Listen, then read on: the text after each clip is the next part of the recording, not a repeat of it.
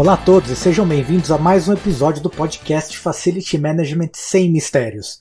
Meu nome é Thiago Santana e no programa de hoje vai abordar mais uma vez, como vocês devem ter percebido, ser uma tônica aqui no nosso canal, aspectos de melhoria de performance, aspectos de melhoria da efetividade das nossas atividades na gestão de facilities, na gestão de propriedades, também no tocante à utilização de recursos e ao impacto destas atividades no meio ambiente. Como é que a gente sabe se aquilo que a gente está fazendo é efetivamente eficiente? Dá para a gente nos comparar com o que acontece lá fora? Existem padrões? Existem. Já abordamos alguns deles em outros programas. E para a série de podcasts que começa neste episódio, nós vamos falar sobre a certificação Aqua, certificação que existe na França há quase 50 anos, que no Brasil está desde o final da primeira década dos anos 2000 e que justamente busca atingir esses padrões de excelência em diversos pilares, em diversas verticais. E para conversar conosco eu tenho o prazer de receber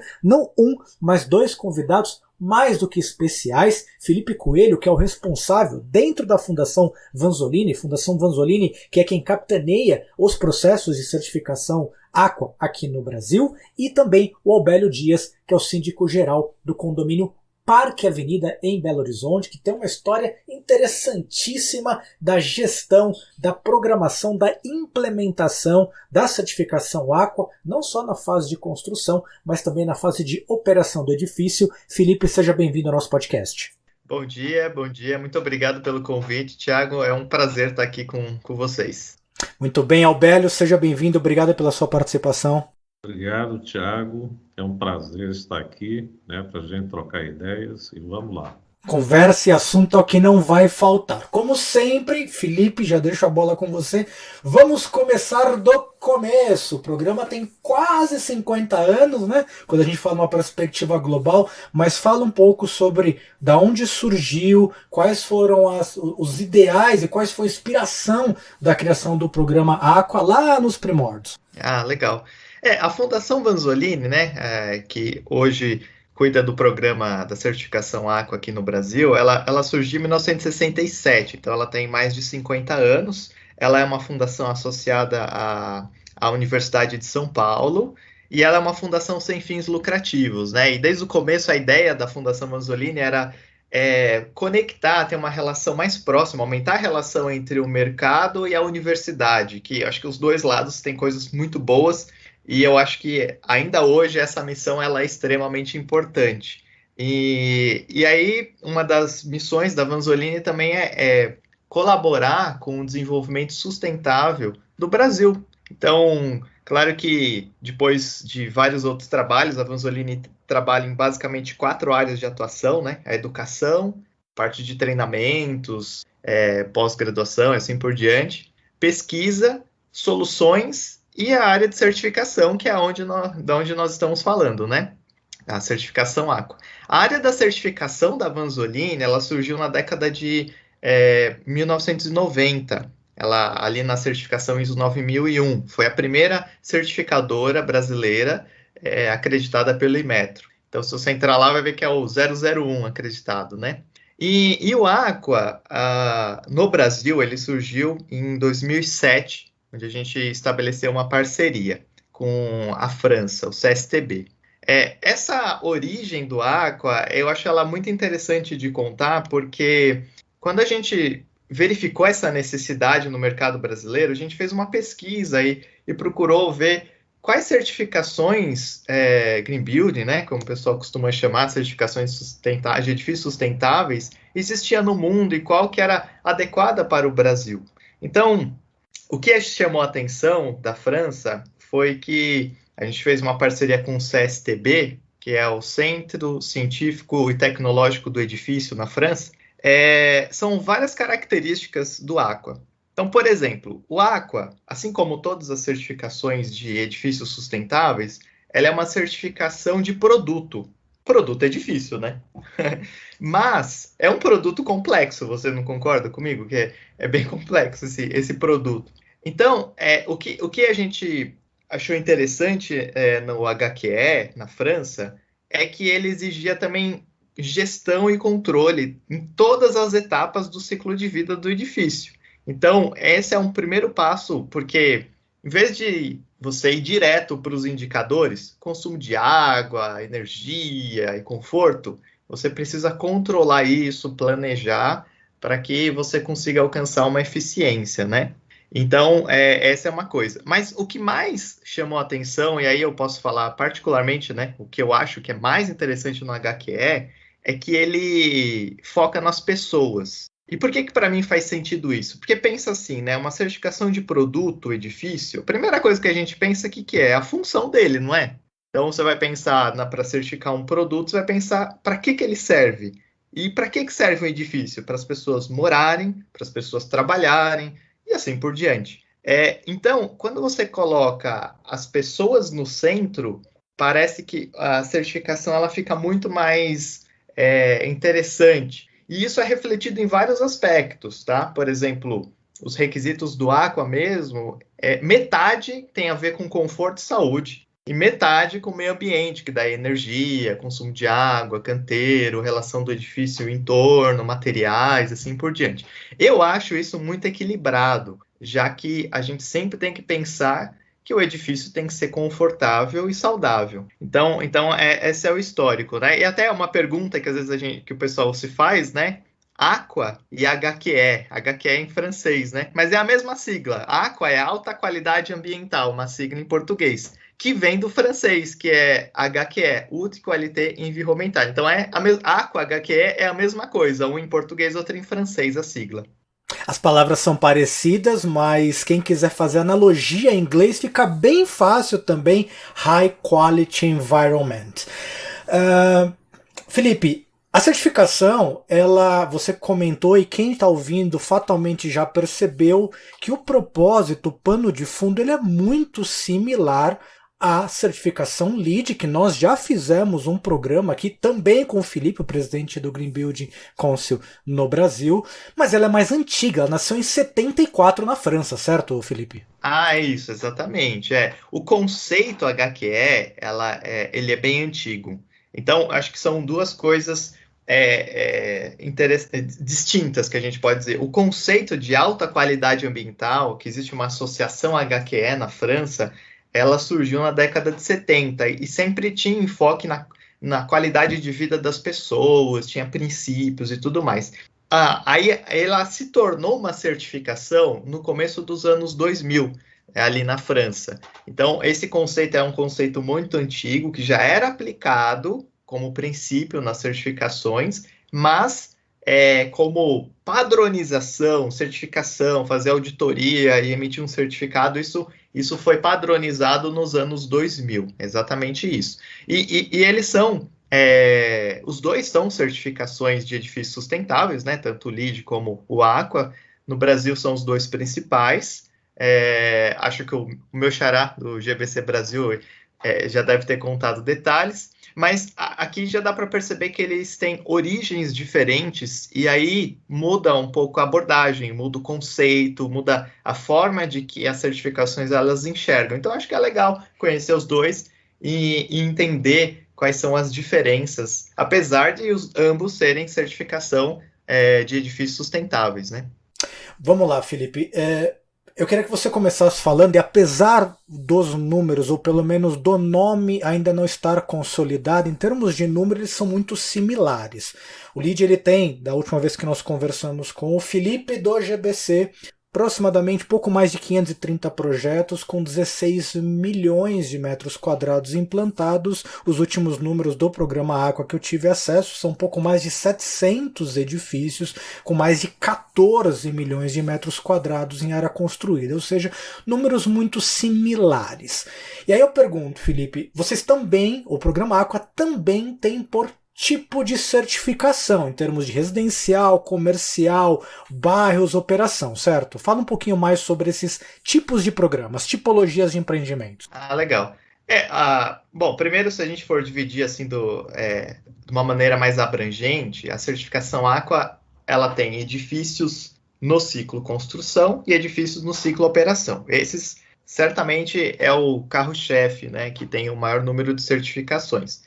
Existe a certificação de planejamento urbano, que é bairros, né? O pessoal costuma dizer aquabairros, e a parte de infraestrutura, que é projeto piloto também, que é parte de certificação de coisas maiores e tal.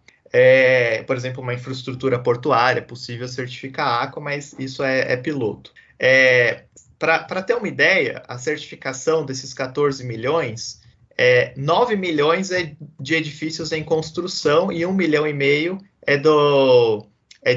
da operação. Aí a gente separa o planejamento urbano, né, a parte de certificação de bairros, porque a gente até conta de outra maneira, conta em hectares, né? Então a gente tem cerca de 300 hectares quadrados certificados na parte de planejamento urbano.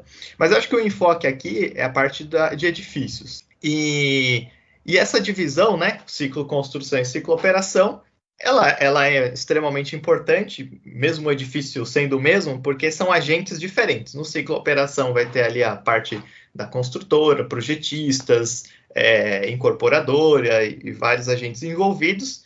E depois, no ciclo operação, aí tem o proprietário da edificação, os gestores, né, a parte de zeladoria, usuários e aí por diante. Então, a gente separa em 2 ciclos. Vamos lá, pegando então na parte da construção, e não tem como não fazer a similaridade. Quando a gente olha para o vizinho, ele pega muito no aspecto de construção sobre materiais, sobre desempenho. A pergunta que eu faço é: quais são os elementos na fase de projeto, pensando ainda no ciclo inicial da construção, o programa Aqua leva em consideração? O Aqua, eu até costumo sempre relembrar que o Aqua ele tem centenas de requisitos. Eu nunca contei, mas eu lembro de um cliente que contou, ele falou que tinha 200 e não sei quanto, quase 300 requisitos, né? Então ele tem uma série de requisitos, alguns são obrigatórios e outros você pontua, né? E eles, depois desses requisitos, a gente compila em que a gente chama de 14 categorias. Essas 14 categorias, elas passam por vários requisitos, como materiais, canteiro, energia, gestão de resíduos na operação, já no projeto pensando nisso, manutenção, que é uma categoria que eu acho que é extremamente importante que seja considerado já em projeto. E aí, conforto e saúde, a gente separa em 7 categorias, que é a parte de conforto térmico, conforto acústico, visual, olfativo, qualidade dos ambientes, qualidade do ar e qualidade da água, né? Esses 3 últimos é a parte de saúde.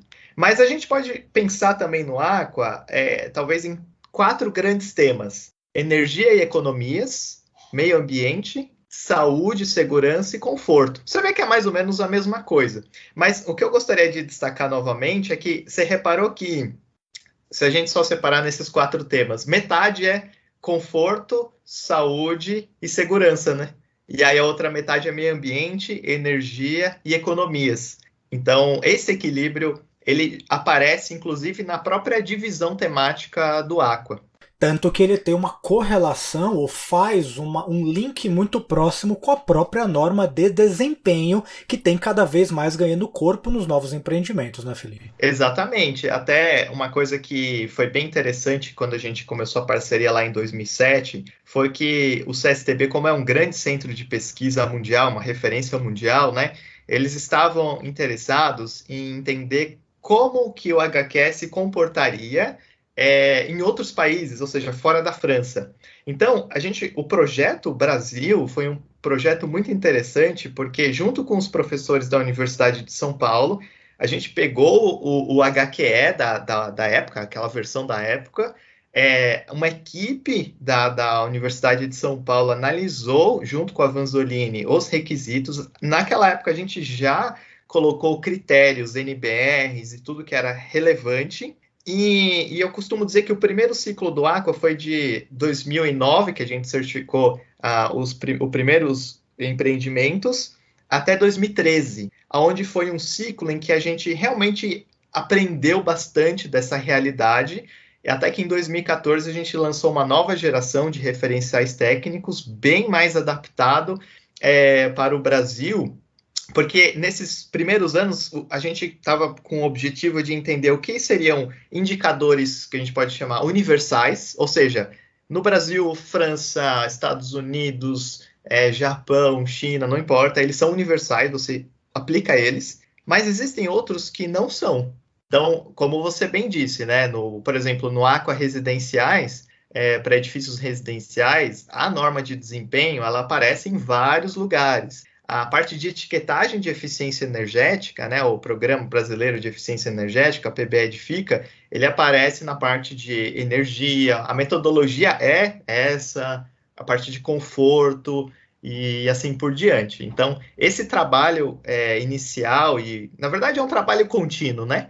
Esse trabalho contínuo da gente sempre atualizar, verificar normas, regulamentos brasileiros, ter uma equipe técnica no Brasil para fazer isso, é algo bem interessante. Felipe, uma das dificuldades de qualquer tipo de certificação, e pode começar pela ISO 9000, se a gente quiser usar o exemplo, é de que no momento da implementação tudo é muito lindo e maravilhoso, mas a continuidade ele representa um desafio a mais. E quando a gente fala de empreendimentos, e você comentou de que há programas diferentes, mas o Aqua ele tem uma continuidade um pouco mais fluida entre o processo de construção e depois o processo da gestão patrimonial desses empreendimentos, não é isso? Isso mesmo. Legal. E aí, Albélio, eu queria já deixar a bola quicando para você, porque o Condomínio Parque Avenida é um case nesse sentido. Então eu queria que você comentasse um pouquinho lá atrás quais foram as inspirações para buscar no momento da construção e como é que foi essa transição no momento em que você entrou no empreendimento e passou a operá-lo também seguindo a certificação já na fase viva do edifício. Olha, isso é excelente. E vocês podem me interromper em qualquer momento, porque eu me empolgo muito e falo demais, né? Todo professor adora falar. Então a gente vai. Aí tem uma coisa interessante, Tiago, porque na própria convenção de empreendimento, ele já constava a parte da certificação a nível de operação. Isso que foi interessante. Então, o que a gente fez foi dar continuidade a esse processo, né? Então, nós contratamos, na época, uma empresa de consultoria, né, de São Paulo, também, que nos ajudou, né, nessa primeira fase, porque a gente trabalha aqui nas 14 categorias, que o Felipe já falou. E nessas categorias, você tem os pontos que são aplicáveis, né? E aí, dentro dessa pontuação, você tem o que você atende no nível base, depois você tem as boas práticas, né, dentro dessas categorias, e você tem as melhores práticas dentro dessas categorias que o Felipe colocou. Isso aqui para a gente se desdobra, hoje a gente monitora em termos de 120 itens dentro dessas categorias, né? E em 2017, quando a gente teve a primeira auditoria, nós tivemos a seguinte pontuação. Nós tivemos 1 pontuação no nível base, 6 pontuações em boas práticas e 7 pontuações em melhores práticas. Isso deu para a gente um total de 10 estrelas em 16, na primeira auditoria. E a gente ficou no nível excelente, né? Na segunda auditoria, que foi em 2018, a gente passou a ter 2 base, 3 boas práticas e 9 melhores práticas. E das 10 estrelas, nós passamos para 12 e ficamos no nível excepcional. Na terceira auditoria, né, que foi em 2020, a gente zerou ao nível base e ficamos com 2 boas práticas e 12 melhores práticas e atingimos o total de 16 estrelas e ficamos no nível excepcional. Nessa nova auditoria que vai acontecer agora em setembro, nós zeramos as boas práticas e só vão ficar com as melhores práticas. Então, são 14 melhores práticas dentro dessas categorias. E todos os pontos atendidos nos temas energia, meio ambiente, saúde e conforto, como o Felipe já mencionou, a gente atende todas essas estrelas. Então, temos 16. Então, isso na América Latina, só nós temos esse nível de pontuação segundo a Vanzolini. Então, mas isso, vocês observam que é um processo evolutivo. Quer dizer, você tem que ter esse compromisso com a sustentabilidade, né, que faz parte da nossa equipe, né? Por exemplo, eu tenho um mestrado nessa área de indicadores de desenvolvimento, não é? A Isabela, que cuida do Aqua, também tem mestrado em desenvolvimento sustentável. Então, a gente monta um projeto de gestão utilizando as ferramentas que a gente conhece, né? Como Balance Scorecard, então está dentro da nossa estrutura, é o foco nos processos, né? Que isso vai desde o material de limpeza, que tem que ser sustentáveis, né? Que a gente usa os produtos, não é? A questão da qualidade do ar, que a gente mede aqui, né? A Anvisa estabelece 7 parâmetros mínimos, a gente mede 21. Qualidade do água, né? Qualidade de ar, qualidade dos espaços, conforto olfativo, conforto visual, acústico. Você vai medindo tudo isso por quê? Porque a essência do Aqua, a meu ver, que eu acho interessante, é que vão um pouco mais, viu, Felipe? 55% dos indicadores é qualidade de vida. Isso é uma tendência que você vai observar nos prédios daqui para frente. Você vai ter que ter o quê? Eficiência energética, isso é um ponto que você vai ter que trabalhar. Essa questão eu diria aqui, da qualidade de vida, isso é importante, porque observe, se eu tenho tudo isso, eu aumento a qualidade de vida das pessoas que estão aqui dentro em termos de produtividade. O que isso significa dizer? Que as pessoas não adoecem dentro desses espaços, né, como acontece nos prédios doentes, né, em que você não tem essas características. Inclusive a ONU tem relatório que mostra que 55% dos edifícios no mundo são doentes, ou seja, não tem conforto acústico, visual, olfativo, etc. Então, quando você cria isso, você proporciona às empresas instaladas no ambiente produtividade, né? Porque você melhora essa relação. Então, o que você pega na certificação dentro da gestão é todo o seu planejamento de gestão, ele tem que ser embasado no Aqua. Então, tudo que você vai fazer, a pergunta é, isso está de acordo com a certificação?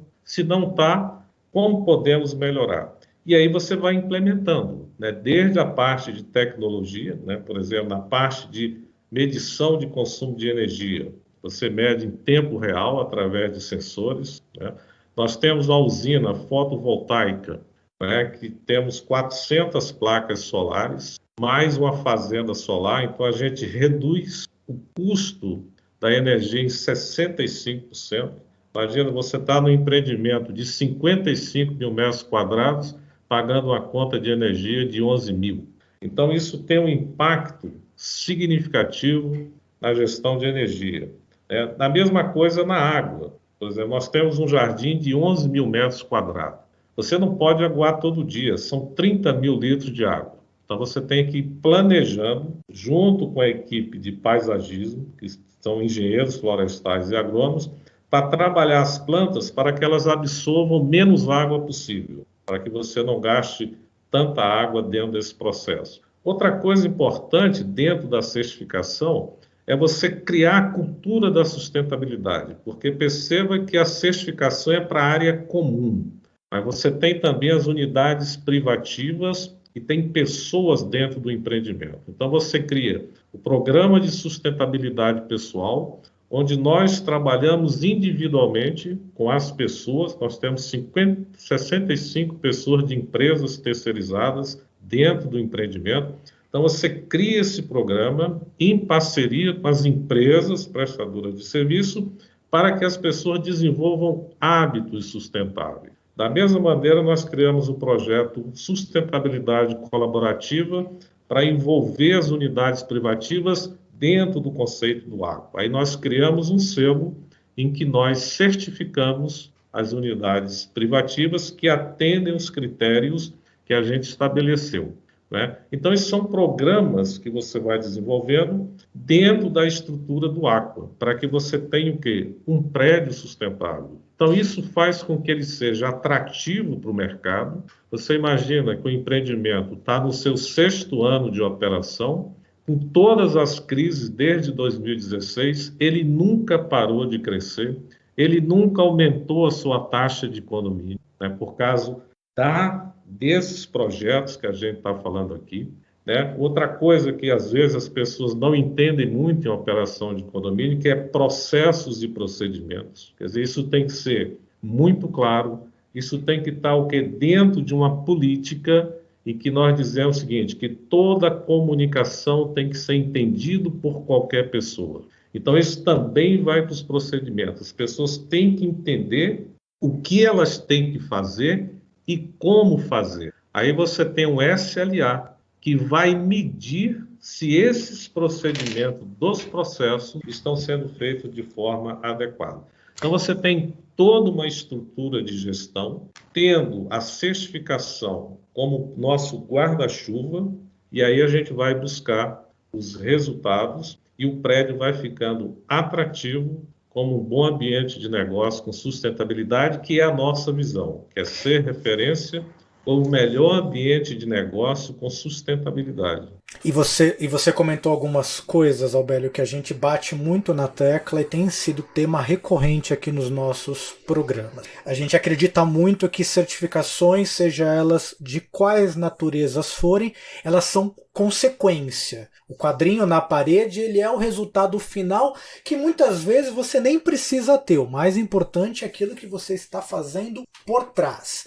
E a gente que ainda é tão carente no nosso país de benchmarkings, de indicadores, a gente mais ou menos tem um entendimento no mercado de shopping center de falar o que é área bruta locável. E ainda assim cada lugar fala uma coisa diferente. Que dirá a gente falar de taxas de consumo energético, eficiência de conforto acústico, térmico, seja lá o que for. Então esses programas, para quem está nos ouvindo, acho que é importante fixar isto.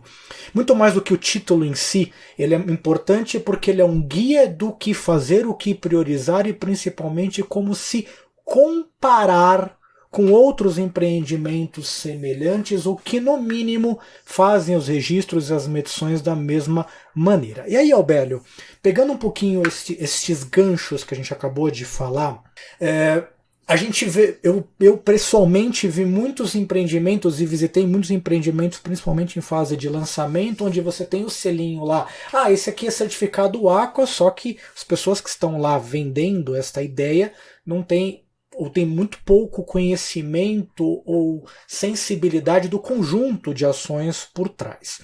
Quando a gente fala de questões do ponto de vista de construção, sempre há um risco, isso é inerente a processos de certificação, de que o projeto da certificação seja o fim e não o meio. Onde eu quero chegar e onde é a minha pergunta para você. Não raro a gente vê projetos que foram desenhados buscando um certo nível de enquadramento, e aí utiliza-se uma certa tecnologia. Hora que o prédio ele é entregue, a primeira coisa que as pessoas fazem, o operador faz, é desativar aquela tecnologia, porque ela é tão difícil de operar, ou tão custosa, ou não faz nenhum sentido, que aí você acaba dando a volta, ou seja, a certificação é um fim e aí não um meio como deveria ser. Minha pergunta é, quais foram os principais aprendizados do projeto, do design original do edifício, que depois quando vocês migraram para a área operacional, você falou, opa, se eu tivesse que fazer de novo, eu focaria menos nisso aqui e mais nisso daqui. Então vamos por partes. Quais foram as principais lições ou as principais armadilhas, se eu puder usar, que a busca de uma certificação em fase de construção se mostrou mais incompatível com a parte de operação? Olha, eu te diria que é o seguinte, é no aspecto social. Vou te explicar isso por quê. Porque o Parque Avenida, ele está praticamente dentro de um conglomerado de 7 subsedes conglomerados. Quer dizer, você tem um conglomerado de 7 divisões. Né? Então, esse espaço, ele fazia parte das pessoas transitarem, das crianças brincarem, etc. Então, na época da construção, né, tinha-se um assistente social que fazia essa ponte entre o impacto da construção e as comunidades. Então, vários projetos eles foram desenvolvidos, né, e apoiados nessa comunidade para que você tivesse um bom relacionamento durante esse processo. Então, aí foi uma coisa muito importante. Agora, quando você vem para o nível da operação, por isso que eu estou focando essa área social, é que você tinha que dar o quê? Continuidade. Mas uma coisa é o processo construtivo. Você não tem gente lá dentro, né? Você tem uma incorporadora, etc., construindo aquilo, tá certo? Agora, quando você coloca as pessoas ali dentro e você tem que dar continuidade a esses projetos que foram iniciados no processo construtivo, aí ele é mais complicado nesse sentido. Por quê? Porque aí tem uma coisa que eu sempre leio e estudo, são as 11 atribuições do FACIL. E uma delas é a comunicação. Então, como eu fui presidente da Academia Mineira de Marketing, né, e professor de planejamento estratégico de marketing, então eu tive que bolar toda uma comunicação com a minha equipe, né, para que a gente convencesse os condôminos, os usuários do condomínio, da importância da gente continuar aqueles projetos e apoiando os projetos, né? Então, eu te diria que essa foi a parte mais complicada. Agora, nos outros aspectos, não, porque, como eu comentei anteriormente, a parte operacional já estava na convenção. Então, quando está na convenção, é um recurso muito importante que você já tem, porque você vai o quê? Cumprir aquela convenção, né? Então, na hora que a gente fez a comunicação e fomos também para a primeira fase da construção da usina, que a gente apresenta outro projeto, aí quando você apresenta, Tiago, aí não é só falar dos benefícios, não. Você tem que apresentar a taxa interna de retorno, payback, por que vale a pena você fazer o investimento nessa energia solar. Então, quando você apresenta dados, números, a gente conseguiu essa aprovação, né, que a gente fez um investimento inicial dos projetos de R$600 mil aqui no empreendimento. E quando a gente implantou, os resultados foram muito importantes. A redução foi importante. Aí entra a questão da comunicação. Então, por exemplo, tem condomínio que não gosta de sustentabilidade, ele gosta de dinheiro. Então, eu aprendi, usando as ferramentas de marketing, que eu faço uma comunicação individual. Ele tem a sensação que eu estou comunicando diretamente com ele. Então, ele recebe os resultados financeiros da usina fotovoltaica, por exemplo. Então, aí ele passa a ver que aquilo é positivo. Então, quando a gente foi para a segunda fase, a aprovação em assembleia foi tranquila, porque ele já tinha os resultados da primeira fase. Então, eu te diria o seguinte, que a maior lição que a gente aprende disso tudo, que traz para a vida, é como eu me comunico. Até porque, para a grande maioria do nosso público, isso é uma constante em vários tipos de segmentos onde o Facility está presente. Para o usuário final, tanto faz se é voltaica, se é solar, se é mercado cativo, se é mercado livre. Ele quer saber da melhor eficiência, da melhor performance na vida dele. Com essa reflexão, então, nós encerramos esta primeira metade do programa que fala sobre a certificação Aqua. Para você que está nos ouvindo e nos acompanhando, não esqueça de curtir e compartilhar o conteúdo desse podcast e fique atento que semana que vem tem mais Facility Management sem mistérios para você, com a segunda metade desse bate-papo com o Felipe e com o Albélio. Um grande abraço e até a próxima.